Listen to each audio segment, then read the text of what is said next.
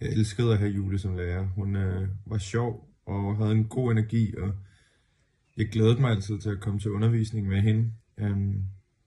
Hun var inspirerende og god til at lære fra sig, og hun var sjov, og man kunne snakke med hende om noget relateret til designfaget, eller om noget mere privat. Man var meget i øjenhøjde med Julie, og følte sig set og hørt, og det synes jeg var mega rart.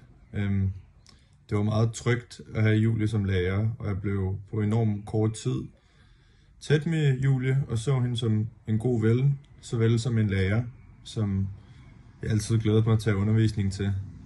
Så jeg håber, at jer, der ansætter hende, bliver mega glade for det. En kæmpe anbefaling herfra. Jeg var så heldig at have Julie som højskolelærer, da jeg i efteråret 2022 gik på Vallekilde Højskole.